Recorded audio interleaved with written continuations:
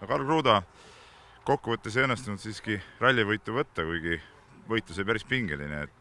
mis siis viimastel katsetel või üldse ralli jooksul saatuslikuks sai, et Vene kolleeg võidu ära napsas?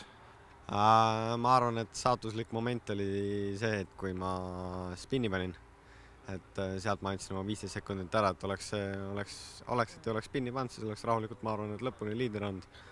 Aga noh, see on jällegi üks auto miinustest, et lihtsalt ei püsinud ja ma ei saanud midagi sinna teha, et head katust ei tundnud, et rool sai vähemalt õigele poole keeratud. Ja edaspidi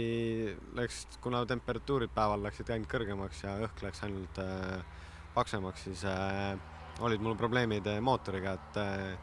viimased 4 katset sõitsin ma täitsa niimoodi piiri peal, et diskoga käis autos display peale, et eks see natukene hakkab mentaalsele poolele, et ei saa nagu 100% sõita, et meil oli kokku lepitud, et kui läheb temperatuur üle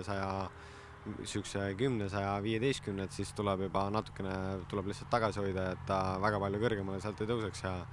eks kõige kurvem selle osa juures on see, et mida kõrgemaks temperatuur läheb, et mootoril on tehtud graafik, et mida kõrgemaks temperatuur läheb, seda madalamaks läheb nii-öelda võimsusautol ja kohati oli täitsa selliseid probleeme, et tulid kurvi, mis oli 4. kurv, aga lihtsalt ei jõudnud ja pidid 3. lööma, et kahjuks ma arvan, et mina poeks selle taha, et sõitu on vaja ikka vormida ja et Eesti mehed on alati kiired ja Lukk ja Nukk on alati ennast väga heast küljest näidanud, aga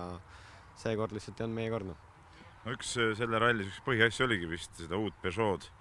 proovida ja vaadata, mis see masin endast kujutab, et kui nüüd tervikuna, sa lugesid üles palju neid probleeme, aga tervikuna, mis mulje see auto sulle jättis? Ei, auto jättis mulle väga hea mulje, et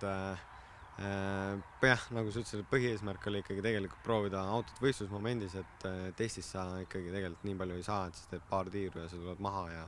auto jahtub ja sa ei näe selle auto nagu potentsiaali ja nii-öelda tema nõrkusi. Nüüd siin see võistlus, pisikene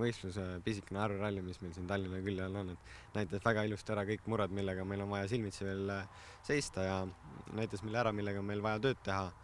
Et nüüd ma olen jällegi veel targem, et vähe sellest, et ma pean muretsema selle pärast, et taguots ära läheb, ma pean kuidagi saama taga rööpas sõitma ja kindlasti nüüd, mis meil olid radikate ja asjadega, et Sardiiniaks ma saan kindlasti kõik uue varustuse, aga praegu pidime lihtsalt panema vanaga. Ei olnud midagi võtta. Selge, edu!